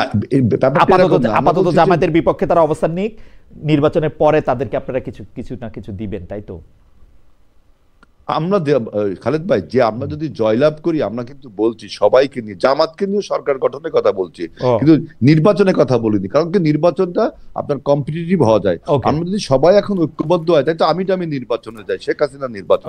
এই জন্য আমরা বলছি যে যেহেতু এখন জামাত প্রধান রাজনৈতিক দল হয়ে উঠছে, দ্বিতীয় সারি থেকে প্রথম সারিতে এসছে, অর্থাৎ তাকে নিয়ে যদি আপনি জোট করেন তাহলে কোথা থেকে আপনি রাজনীতিটা করবেন, ওকে, নির্বাচনটা করবেন কিভাবে? ইন্টারেস্টিং। ডক্টর আব্দুল মান্নান, আপনার কাছ থেকে একটু জানতে চাই যে এনসিপির ব্যাপারে আপনাদের আসলে অবস্থান কি? এনসিপির ব্যাপারে তো আমাদের কোনো বিরোধী অবস্থান নেই। এনসিপি ডিসিশন নিবে তারা কাদের পক্ষে যাবে। তাদের যে মিশন এবং ভিশন, তাদের যে অবজেক্টিভ, যে দলের কাছে গেলে তাদের সেই জুলাই গণ অভ্যুত্থানের স্পিরিট, তারা দাবিদার যে তারা জুলাই গণ অভ্যুত্থানকে ওন করেই একটা রাজনৈতিক দলের আত্মপ্রকাশ ঘটেছে। যদি সেটা বিএনপির ভিতরে যে যদি সেটা তারা ভালো পায় তাহলে অবশ্যই তারা বিএনপিতেই যাবে। আর যদি মনে করে যে জামাতের কাছেই তাদের এই স্পিরিট কি হবে, ফুলফিল হবে, জামাত এটাকে ওন করে, জামাত জুলাই স্পিরিটের শহীদ আহত থেকে শুরু করে নিয়ে জুলাই সনদ বাস্তবায়নে অগ্রণী ভূমিকা পালন করে, তারা যদি জামাতের সাথে আসবে। এই ডিসিশন আমার মনে হয় যে তাদের পরেই থাকা দরকার। গণ অধিকার পরিষদের সভাপতি ও সাবেক ডাকসু ভিপি নুরুল হক নূর সম্প্রতি বলেছেন যে যারা জুলাই মিত্র দলগুলির মধ্যে সমঝোতার মাধ্যমে নির্বাচন হওয়া সম্ভব, কিন্তু এটা আমি জানি না, এটা তো আওয়ামী লীগ ছাড়া বাকি সব দলগুলিরই তাহলে সমঝোতা হওয়া প্রয়োজন। এটা নিয়ে ডক্টর মান্নান আপনি কি মনে করেন? আজিজুল বারী হেলাল ভাইয়ের কাছ থেকে একটু শুনবো। আমি একটা কথা খুব স্পষ্টভাবে মনে করি, যেহেতু বিগত 3টা টার্মের যে নির্বাচন বাংলাদেশে হয়েছে, 17 বছরে আমরা বহু লাঞ্ছনার শিকার হয়েছি। আমরা আমাদের জীবনগুলো দুর্বিষহ ছিল। এই বাংলাদেশ স্বাধীন হবে কিনা, বাংলাদেশে আবার সুদিন কখনো আসবে কিনা, এটা অনিশ্চিত ছিল। সেই বহু রক্তের বিনিময়ে আওয়ামী ফ্যাসিবাদ বিদায় হওয়ার পরে বাংলাদেশের রাজনীতির কালচার পরিবর্তন করে ঐক্যবদ্ধ বাংলাদেশ গঠনে আমাদের সব রাজনৈতিক দলকে এগিয়ে আসতে হবে। আওয়ামী লীগ সরকার আমলে হেলাল ভাই আপনি জানেন যে সব জুলাইয়ের সবগুলো মিত্র দলগুলিকে নিয়ে একটা সমঝোতার কথা বলছেন নুরুল হক নূর। এটা নিয়ে হেলাল ভাই আপনার একটা এক লাইনের বক্তব্য শুনতে চাই। আমাদের বক্তব্য clear, after the election it would be, after the election. কিন্তু যদি বিফোর ইলেকশন করেন তাহলে তো শেখ হাসিনার আমি আর দামি, আর আমাদের এই নির্বাচনে আমি কোনো পার্থক্য খুঁজে পাই না। আপনাকে কম্পিটিটিভ নির্বাচন করতে হবে। ওকে, আফটার দ্য ইলেকশনটি আপনার করবেন, কিন্তু বিএনপি তো 60টার চেয়ে বেশি খালি রাখছে, সেগুলি কার জন্য রাখছে বিএনপি? না, এটা তো আপনি দেখেই বুঝছেন যে আমরা যে অ্যালায়েন্সের দিকে বা একটা জোটের দিকে এগিয়ে যাচ্ছি, এটা তো আপনি দেখেই বুঝছেন যে 67টা সিট এখনো আমাদের ফাঁকা রয়েছে। আমরা অভ্যুত্থানের যে শক্তি ছিলাম, অভ্যুত্থানের শক্তি আমরা অনেকেই ছিলাম, তাদের কেউ কেউ অবশ্যই পাবে, তাদের কেউ কেউ পাবে। আমরা তো বলছি এক্সেপ্ট জামাত, জামাত বাদে সবাই পাবে, জামাত বাদে সবাই পাবে। জামাতে পরে আপনারা সরকারে নিবেন কিন্তু ইলেকশনে নিবেন না, তাই তো? সেইটা বলছি, কিন্তু তাই তো ইলেকশনটা কমপ্লিট হয় না খালিদ ভাই, কম্পিটিটিভ হয় কোন ইলেকশন। আমারও এটা ধারণা যে আপনারা জামায়াতের সাথে পরে সরকার গঠন করবেন, এটা আমারও ধারণা। দেখা যাক। না, জাতীয় সরকার যেহেতু বলছি, তা তো অবশ্যই আমরা নিব। আমার মনে হয় তাই হবে, আমারও তাই ধারণা। আচ্ছা, এই ত্রয়োদশ সংশোধনী বাতিলের রায় যে প্রকাশ হইলো সেটাতে খালিদ ভাই আমি এই পয়েন্টে ছোট্ট একটু কথা বলছি। আসলে ভাইবটা একটা এমন ভাবে হচ্ছে যে বিএনপি হচ্ছে মেজরিটি পাবে এবং সরকার গঠন করবে, সবাইকে আমন্ত্রণ জানাবে। এটা এরকম পরিবেশ বাংলাদেশে এখন নাই। যে কোনো দলই যে কোনো জোটই কি করতে পারে, উইন করতে পারে। আসলে বিএনপি তো আশাই করবে, বিএনপি তো বললো জামাতে নিয়ে সরকার করবে। জামাত কি করবে কিনা, জামাত কি বিএনপিকে নিয়ে সরকার করবে? জামাত সবাই করে, জামাত বিএনপি, আমরা দেশপ্রেমিক সকলকে নিয়েই বাংলাদেশ গঠন করব ইনশাআল্লাহ। রাইট, বিএনপি দেশপ্রেমিক কিনা? অফকোর্স বিএনপির ভিতরে সবাই তার চাঁদাবাজি দখলবাজিতে বিশ্বাস করে না। আচ্ছা, বিএনপির মধ্যে থেকে আপনারা বাছাই করে তাদেরকে নেবেন, তাই তো? দল হিসেবে বিএনপি কেনা, এটা তো ভাইরা বুঝতেই পারবেন। ভাইরা নিজেরাও তো বিব্রত। 7000 মানুষকে ওনারা কি করেছেন, সাসপেন্ড করেছেন, আবার সাসপেন্ড। তো কাজেই ওনারাই তো বিব্রত। কাজেই এরকম আগামীর রাজনীতিতে এটা করবেন কিনা। আমি দেখলাম যে আমার আসনে ইশরাক সাহেব হচ্ছেন ওনাদের প্রার্থী, তো উনি বলছেন যে আমরা কোনো চাঁদাবাজ দখলবাজকে কি রাখবো না, আমাদের সাথে রেখে নির্বাচন করব না। আমি দেখলাম চারিদিকে ওনার যারা দাঁড়িয়ে আছেন অধিকাংশ লোকই তাদের চেনে, তারা কারা। না, সেটা তো আপনি বলবেন বটেই। আচ্ছা, যাই হোক, ত্রয়োদশ সংশোধনীর বাতিলের রায় যে অবৈধ ঘোষণা করে নির্বাচনকালীন তত্ত্বাবধায়ক সরকারটা এটা করছে, এইটার ক্ষেত্রে বিএনপির মতামত একটু জানতে চাইবো হেলাল ভাই। এর ফলে ত্রয়োদশ সংশোধনী যেহেতু আবার বহাল হইল, সেহেতু আগেকার তত্ত্বাবধায়ক সরকার ব্যবস্থাও রিইনস্টেট হইল। আপনারা কি এটার পক্ষে কিনা? হেলাল ভাই কি বলেন, মান্নান ভাই কি বলেন? কথায় কথায় বলা হচ্ছে যে চাঁদাবাজ, সন্ত্রাসী। আমি তো দেখলাম আমার দীর্ঘ রাজনৈতিক জীবনে জামাতে ইসলামী বাংলাদেশে যে সমস্ত ক্ষেত্রে চাঁদাবাজি করেছে, এটা খুব বড় বড় একটা ব্যাংক দখল হয়ে যাচ্ছে, স্কুল দখল হয়ে যাচ্ছে, এটাকে চাঁদাবাজ না। আমি বলছি যে এই ধরনের কথাবার্তা অন্যকে আপনি চাঁদাবাজ, সন্ত্রাসবাজ বলে ভোট যদি পাইতেন, আপনি এগুলো বলছেন, আবার ভোট যুদ্ধে আসতে রাজি হচ্ছেন না, কারণ আপনি ভোটটাকে পিছিয়ে দিতে চাচ্ছেন। হেলাল ভাই, আমি আসলে মান্নান ভাইয়ের বা মান্নানের পক্ষে নিতে চাই না, কিন্তু আপনি একটু খেয়াল করলে দেখবেন যে মান্নান সাহেব যেগুলি বলছেন তার অধিকাংশ কথা জনাব তারেক রহমানও বলছেন। জনাব তারেক রহমানও কিন্তু চাঁদাবাজির বিপক্ষে অবস্থান নিয়েছেন, আপনি দেখেন, সবাইকে সতর্ক করে দিয়েছেন। বিএনপির লোকদের কথাই বলছেন, প্রায় একই কথা ডক্টর আব্দুল মান্নান বলছেন, মানে একটু এদিক ওদিক না। আমিও তো সেটা বলছি খালেদ ভাই, আপনি দেখেন আপনি এটাকে শিশুসুলভ কথা বললে কেমনে হবে? আপনি আমার কথা, আমি এই জন্যই বলছি যে বিএনপি কোন অভিযোগকে অ্যাকসেপ্ট করছে, ডিনায়াল টেন্ডেন্সিতে আমরা ভুগছি না। আমি বহু আগে এই কথা ক্লিয়ার করেছি। কিন্তু জামাত ইসলাম কি দুধে দুয়া তুলসী পাতা? তারা কি কখনো স্বীকারিত করছে না তারা চাঁদাবাজি করে, সন্ত্রাস স্বীকারিত করছে না? এই যে ডিনায়াল টেন্ডেন্সি, এইটাই তো শিশু সুলভ একটা আচরণ।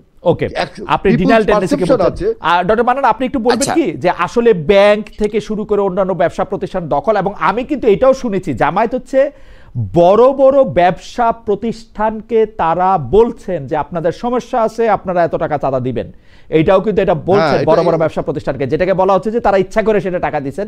আপনাকে যদি বলা হয় আপনারা দল পরিচালনা করছেন কিসের টাকায়, আপনারা বলেন যে চাঁদায়, বলেন যে মেম্বারদের চাঁদায়, কিন্তু এইটা নিরপেক্ষ ভাবে হইলে অনেকেই বলে থাকেন যে তার চেয়ে অনেক বেশি পরিমাণ টাকা আসলে জামাতের আছে। এটা একবারে সম্পূর্ণ ভিত্তিহীন গুজব এবং বানোয়াট একটি কথা। আমি আব্দুল মান্নান প্রতি মাসে আমার আয়ের 5% দিয়ে আমি এই দল চালাই। আমাদের হাজার হাজার নেতা কর্মীরা নিজেদের টাকা দিয়ে, নিজেদের সম্পত্তি বিক্রি করে আমরা এই দল পরিচালনা করি।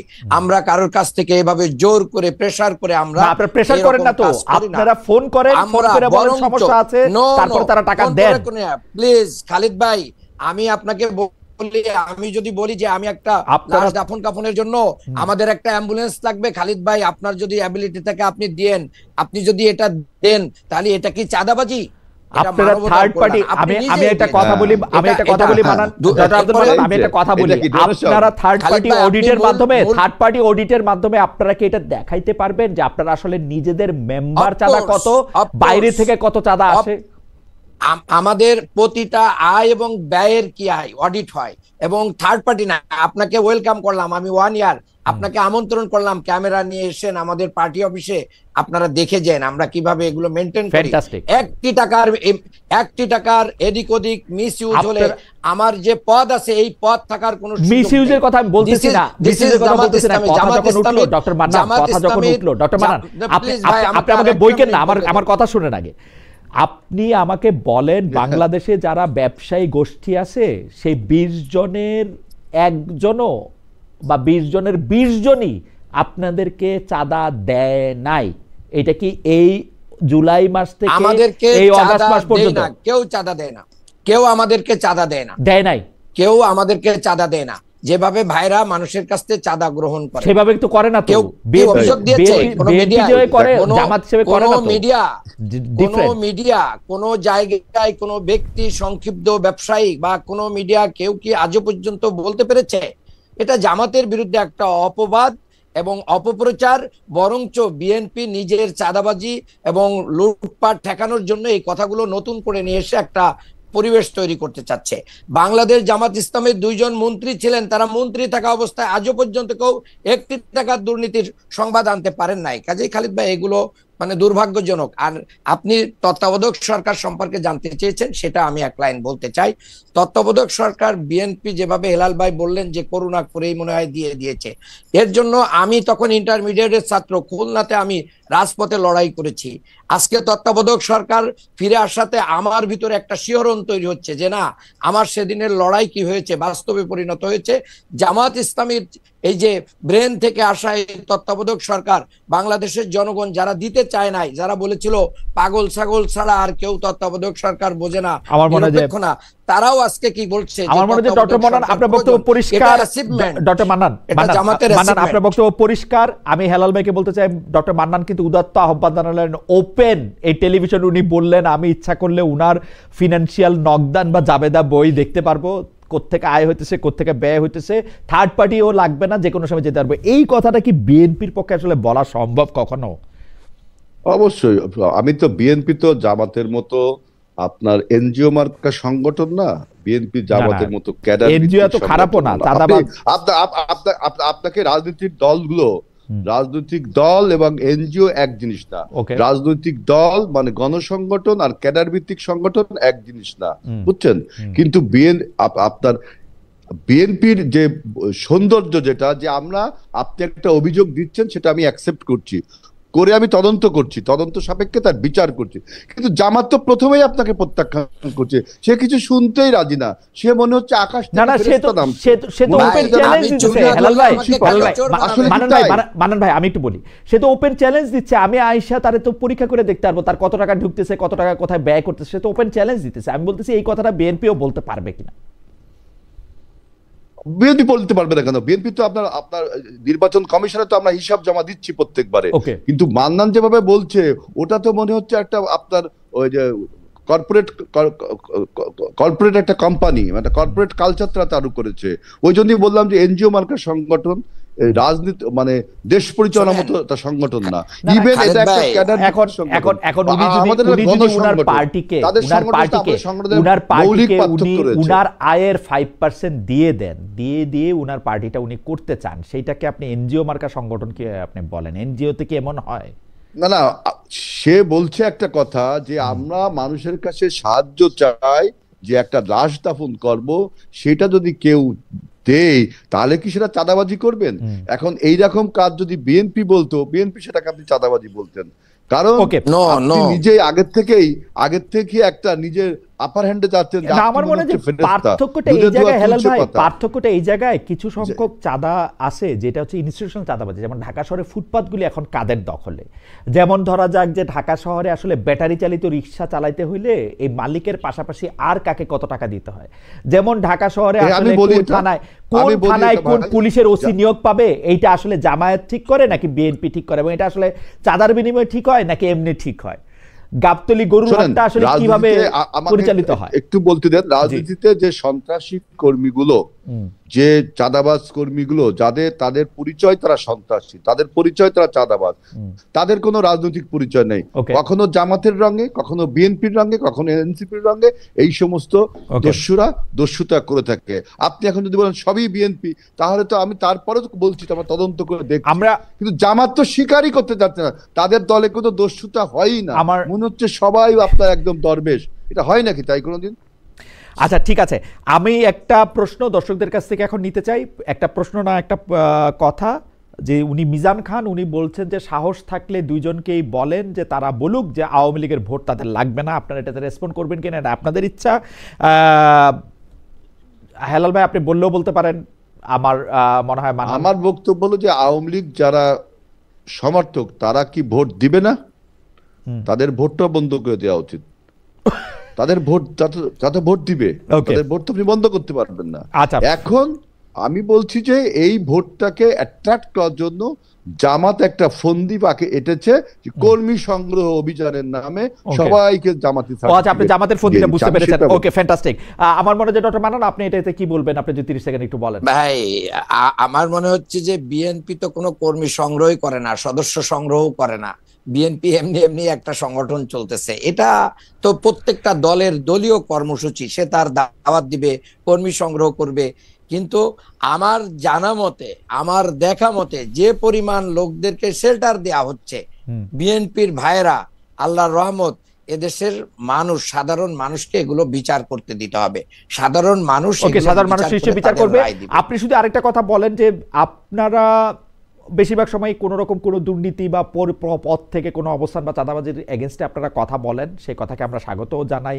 আপনারা দলের মধ্যে গণতন্ত্রের কথা বলেন, কিন্তু যেসব ব্যবসা প্রতিষ্ঠান আপনারা গড়ে তোলেন সেই সব ব্যবসা প্রতিষ্ঠানে কখনোই জামায়াত শিবির বা জামায়াত বা শিবির করা ছাড়া অন্য কাউকে আপনারা নিয়োগ দেন না। আপনাদের বিরুদ্ধে অভিযোগ যে আপনারা আসলে যত রকমভাবে ব্যবসা প্রতিষ্ঠান বা অন্যান্য প্রতিষ্ঠান আপনারা গড়ে তোলেন, আপনারা একটা গোষ্ঠীতন্ত্রের মাধ্যমে সেটা পরিচালনা করেন। যেমন আপনাদের মধ্যে যদি কেউ বড় ব্যবসায়ী হন তাহলে তাই করেন। আমরা যদি আপনাদের যে দুজন মন্ত্রী ছিলেন সেই দুজন মন্ত্রীকেও দেখেছি যে প্রচুর পরিমাণে এনজিওর নিবন্ধন দিতে সেই সময় যারা আসলে আপনাদের লোককে চাকরি দেওয়া হয়েছে। অভিযোগ এগুলি, আপনি যদি 1-2 মিনিট এগুলি রেসপন্ড করতেন, আসলেই এটা এরকম কিনা? শোনেন, বাংলাদেশে জামাত ইসলামী যতগুলো প্রতিষ্ঠানের সাথে সম্পৃক্ত আছে বা জামাত সমমনা লোকেরা সম্পৃক্ত আছে, তারা বাংলাদেশের আইন কানুন নিয়ম এবং চাকরির বিধিবিধান মেনটেন করেই জনগণকে নিয়োগ দেয়। কাজেই এটা একবারেই মানে আমাদের প্রতি কি করা হচ্ছে যে না আমরা এটা দেই না। অবশ্যই খালেদ ভাইকে আমি বলতে চাই যে আপনি যখন একজনের নীতি নৈতিকতা জায়গায় যদি আপনি প্রুভ করতে পারেন যে এই লোকের চেয়ে মিস্টার আব্দুল মান্নানের চেয়ে আজিজুল বারী হেলালের নীতি নৈতিকতা বেশি, কিন্তু দুইজনের একাডেমিক যোগ্যতা সেম, পরীক্ষায় একই নাম্বার পেয়েছে, তাহলে আমি যদি আজিজুল বারী হেলাল ভাইকে আপনি যদি জব দেন, আমি কি ওই অভিযোগ দেব যে উনি দলীয় কারণে চাকরি পেয়েছেন? এটা তো হতে পারে না। এই প্রিফারেন্স স্ট্রোক আছে বলেই তো আমরা আমাদের এই জায়গায় খেয়ানতের জায়গায় প্রায় একই ধরনের কথা শেখ হাসিনার শেষ প্রেস কনফারেন্সে শুনছিলাম কিনা, মিল লাগে একটু একটু। না না, কেন মিল লাগবে? কারণ হচ্ছে যে আপনি তো পরীক্ষার মাধ্যম দিয়ে নেন, এই নিয়োগটা তো পরীক্ষার মাধ্যমে হয়, তো পরীক্ষা ছাড়া তো আমরা কাউকে নিয়োগ দেব না। বাংলাদেশের একটা ব্যাংক পরিচালনা, একটা হাসপাতাল পরিচালনা যারা জামায়াত শিবির না করে তাদের চেয়ে যোগ্য আর কোনো কেউ আপনাদের এখানে আসে না? অফকোর্স এখানেও বহু এরকম লোক আছে যারা জামাত শিবিরের বাইরে, অনেকে চ্যালেঞ্জ করতেছে যে এর বাইরে কেউ নাই। এটা হয়তো ভাইরা হয়তো খুঁজে পান না, এখানে আসেনি না দাওয়াত দিতে, তা খুঁজে পাবেন কি করে? আচ্ছা ঠিক আছে, আমার মনে হয় যে ডক্টর আব্দুল মান্নান খুব চমৎকারভাবে বলেছেন। আমরা শেষ এক মিনিট করে শুনতে চাই যে এই যে সামনে যে নির্বাচন আসতেছে হেলাল ভাই, সেই নির্বাচনের ক্ষেত্রে আপনি যদি 2টা পয়েন্ট আপনাকে বলতে বলা হয় যে বিএনপিকে ভোট দেওয়ার পক্ষে, সেই 2টা পয়েন্ট কি হবে? আপনি 2টা পয়েন্ট বলার পরে আমরা জামাত ইসলামের কাছ থেকে 2টা পয়েন্ট শুনবো। আজকের অনুষ্ঠান এখানে শেষ করবো যে কেন আমরা দেখেন বিএনপিকে কেন ভোট দেবেন। প্রথম বক্তব্য হলো বিএনপি একটা 4বার রাজনৈতিক দেশ পরিচালনার অভিজ্ঞতা রয়েছে এবং বিএনপি বলেছে যে আমরা আমাদের অর্থনীতিকে $1 ট্রিলিয়ন আগামী 1 বছরের মধ্যে নিব। আমরা বলেছি যে আমরা 1 কোটি লোকের কর্মসংস্থান করব। আমরা বলেছি অসহায় পরিবারের আমরা পারিবারিক কার্ড দিব। আমরা বলেছি কৃষকের পরিবারের জন্য কৃষি কার্ড দিব। আমরা বলেছি সবাইকে জাতীয় সরকার গঠন করব। অর্থাৎ আমরা একটা জাতীয় ঐক্যের কথা বলছি। এই সময় জাতীয় ঐক্যটা খুবই প্রয়োজন। আপনাকে অনেক ধন্যবাদ। আমি ডক্টর আব্দুল মান্নান আপনার কাছ থেকে শুনতে চাইবো 1-2 মিনিট। 1 মিনিট। জি, থ্যাংক ইউ। আমি সংক্ষেপেই বলতে চাই। 1 নম্বর, আপনাকে অনেক ধন্যবাদ ডক্টর আব্দুল মান্নান। 1 মিনিট আর তো সময় নাই হেলাল ভাই, আপনাকে 1 মিনিট বলে আবার মান্নান ভাইকে বলতে পারেন। জি বলেন। আমার 30 সেকেন্ড দেন। আমার এই মান্নানের কথা শুনে আপনার কুসুম কুমারী দাসের আদর্শ ছেলে কবিতার কথা মনে হয়ে যাচ্ছে যে আমাদের দেশে সেই ছেলে কবে হবে, আপনার কথাই না বড় হয়ে কাজে বড় হবে। আমার এই মান্নানের কথাই মনে হচ্ছে যে আমাদের দেশে জামাত কবে ভোট দেন, জামাতকে হেলাল ভাই জামাতকে ভোট দেন, জামাতকে ক্ষমতায় আনেন, দেখেন কাজে বড় হয় কিনা। ভোট না পেয়ে জামাতকে ভোট দিতে বলেন সবাইকে, আপনি দেখেন সবাইকে জামাতকে ভোট দিতে বলেন, দেখা যাক জামাত বড় ছেলে হয় কিনা। 2001 সালে সরকার খালেদ ভাই আচ্ছা একটু শুনে নেই, হেলাল ভাই মুরব্বী মানুষ, হেলাল ভাই শেষ করুক। জি জি জি। 2001 সালের সরকারকে অনেকে বলে যে দুর্নীতিতে নাকি চ্যাম্পিয়ন হয়েছে। আমি যদিও স্বীকার করি না, কিন্তু আবার আরেকদিন জামাতের 2জন ছিল না, জামাতের 2জন ছিল না, তার দায় কি তারা নিবে না? না না হেলাল ভাই, নতুন করে টক শো খুললে হবে না এখন। মানন ভাই আপনি জাস্ট একটা বাক্য বলেন। না ঠিক আছে সেটা আপনি আরেকটা খালি একটা বাক্য বলেন। মানুষ একটা কথা বলছে মানুষ একটা কথা বলছে, সব দল দেখা শেষ, জামাত ইসলামীর বাংলাদেশ। Right. সব দল দেখেছি, এখন জামাত ইসলামীকে আমরা একটু দেখি, test করি। বিএনপি, জাতীয় পার্টি, হ্যাঁ। জামাত, এনসিপি কেও তো দেখে নাই ভাই। না, এনসিপি কে দেখতে সুযোগ দেন। এনসিপি তো মাত্র NCP রে দেখতে সুযোগ দেন। আম ফর এনসিপি, এনসিপি রে শাপলা কলি দিয়ে দেখতে সুযোগ দেন। আর বিশেষ করে ডাকসু, জাকসু, চাকসু, রাকসুর মাধ্যমে জনগণ যে নতুন নেতৃত্বের সন্ধান পাচ্ছে, এটাই জনগণ এগিয়ে আমি আশা রাখবে করব যে ইনশাআল্লাহ। আপনারা সবাই আসলে বাংলাদেশের রাজনীতিতে বড় ভূমিকা পালন করেন এবং সেই ভূমিকা যেন একটি ইতিবাচক ভূমিকা হয়, আমাদের যেন আর পিছু থেকে না তাকাতে হয়। অনেক ধন্যবাদ জনাব আজিজুল বারী হেলাল, অনেক ধন্যবাদ ডক্টর আব্দুল মান্নান। আপনাদের সঙ্গে আলোচনা করে দর্শকরা নিশ্চয় অনেক বিষয়ে, অনেকগুলি ব্যাপারে খোলাসা হতে পেরেছে। আপনাদেরকে অনেক অনেক ধন্যবাদ।